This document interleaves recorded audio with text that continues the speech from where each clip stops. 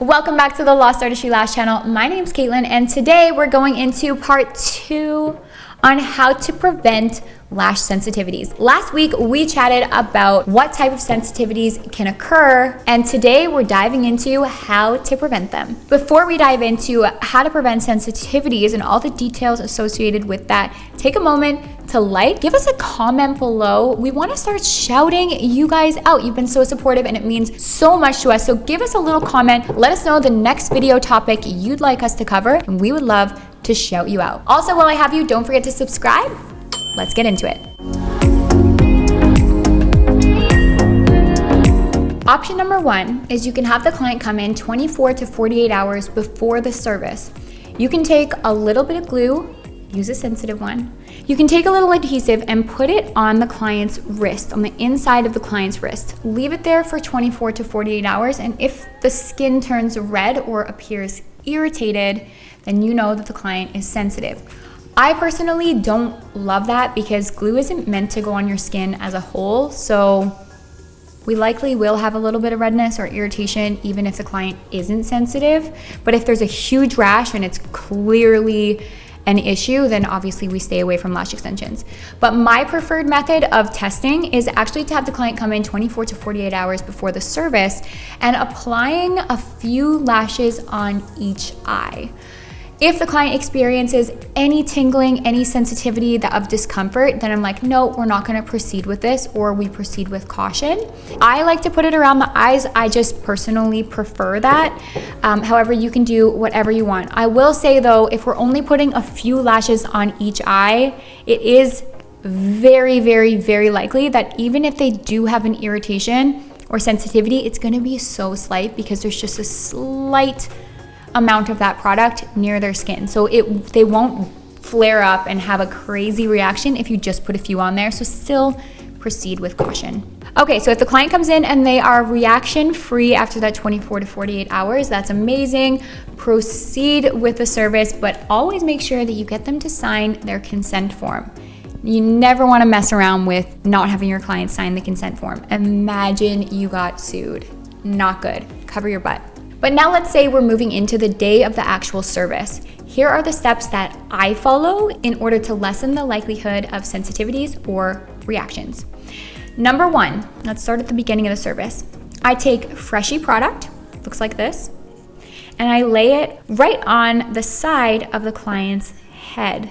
I'm gonna be doing this demo on a mannequin just so it's easier to follow, but you would do this on the side of your client. So really close to the side of their head. The closer it is to the eyes, the better, because the goal of Freshie product is with the container open, the glue will be attracted to the bottle instead of the eyes, so that the glue fumes will go into the bottle and get stuck in there instead of irritating the client further.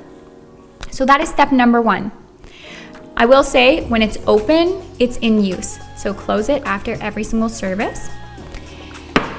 Number 2, always start with a deep cleanse, but make sure it is a sensitive cleanser. You don't want anything with scent.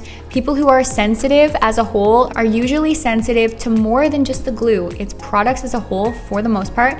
So use a sensitive cleanser with no scent instead of something that's scented and a little stronger. So my choice is always Lost Artistry Scentsy Bath. I've never had a client have a sensitivity to this. So start the service by giving a nice deep cleanse and rinse twice. You don't want any cleanser left on the lash line. Next up, we're gonna use Super Bonder instead of primer. Primer is amazing, but it is more of a harsh product. So it's gonna open the cuticle, and the whole point in using a primer in the beginning is to open the cuticle so the glue can penetrate in and really hug into the inside of the natural lash shaft. So we want to still do that because it's important for good retention. But Super Bonder has an extra benefit that helps hugely with sensitivities. It locks in glue fumes, and it helps with instant curing. So remember we talked earlier about how cyanoacrylate, it cures with the use of moisture. It does, but it takes a while. So while it's curing, those fumes of the glue are still kind of moving around. They're around the eyes. They're not getting locked in. But Super Bonder, because it has instant curing properties, it will cure basically immediately, which means that your client is less likely to have a reaction because the glue fumes aren't moving around the area. So we start with that. Now, when it comes to glue, you have options. At Lash Artistry, we have 3 different options when it comes to glue. We have Invisibond. So Invisibond and Sensitize have the exact same chemical makeup. They're created with less traces of cyanoacrylate, and cyanoacrylate is the most common allergen in lash glues. So these are created with a little less cyanoacrylate in them, making them just a little more gentle. But the reason why I talk about Invisibond first is because Invisibond is a clear adhesive, and some people may not even have a sensitivity to the cyanoacrylate. They may have a sensitivity to the black carbon, and black carbon is what turns a lash from clear into black. So that's why a clear adhesive is a great thing to try for clients who have sensitivities, because it might just be the black carbon. So less cyanoacrylate and no black carbon in the Invisibond. Sensitize, exact same chemical makeup but with black carbon, so it's just has a little less cyanoacrylate, so it's just a little more gentle. I will say, guys, glues with less cyanoacrylate means a little bit of a longer cure time. So you're looking at a glue with like a 3-ish second cure time instead of a 1. Fast curing glues likely means more cyanoacrylate. Fun little tip. And then lastly, and this is our best selling glue that we've ever had here at Lash Artistry, cyano-free. As we already know, cyanoacrylate is the most common allergen in any adhesive, but that doesn't mean that it is definitely your client's irritation point. So it's worth trying those. So it has no cyanoacrylate, but it has polyacrylate instead.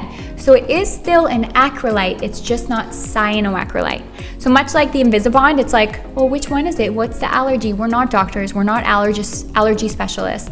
So we're not entirely sure, but all we can do is try. These glues, one of these glues, will work amazing for some clients. And then there's gonna be other clients who, no matter what you do, they're still going to have sensitivities. They're gonna react. This is just the nature of allergies and reactions, which really sucks, but it is what it is. So try these out first and try these steps before giving up. Okay, so now we've gone through the glues. Now, when we're actually lashing, let's talk about the process of lashing.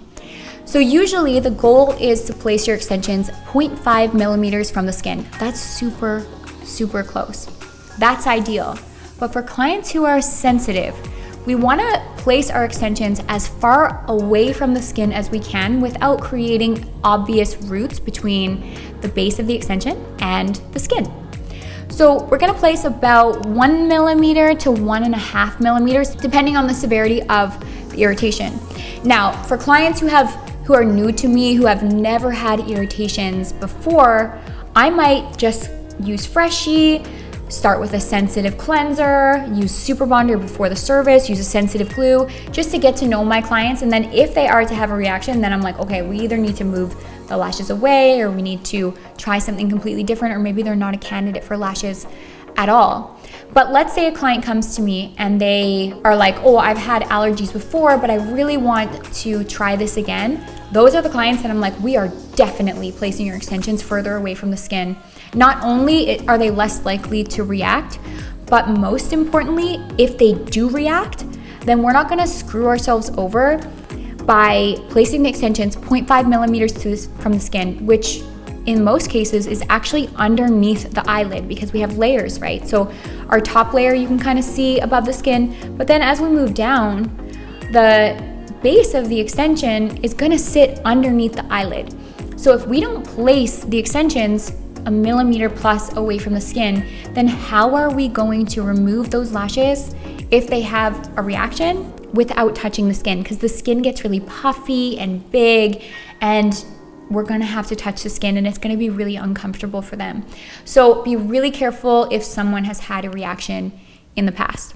So that's what I do during the service. I also try to use as little glue as possible and constantly fanning. If the client needs breaks or they feel a little hotness during the service, take everything off, give them a few minutes, fan, and then go back to work. And then after the service, what I will do is take my super bonder again, and I will put it across the lash line where I've made the points of connection, and that's gonna lock everything in and make sure that all those lashes are perfectly cured before the client leaves. So those are the steps I take during the service to lessen the likelihood of a reaction, a sensitivity, basically having the eyes get puffy and irritated.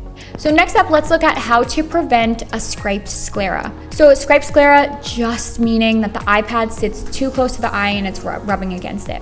What we have to do as lash artists, we can't blame our clients for a striped sclera. Yes, they might have been the ones talking, their eyes are watering, whatever. But as a lash artist, we need to be on top of this, always checking to make sure the iPads aren't too close to the eyes.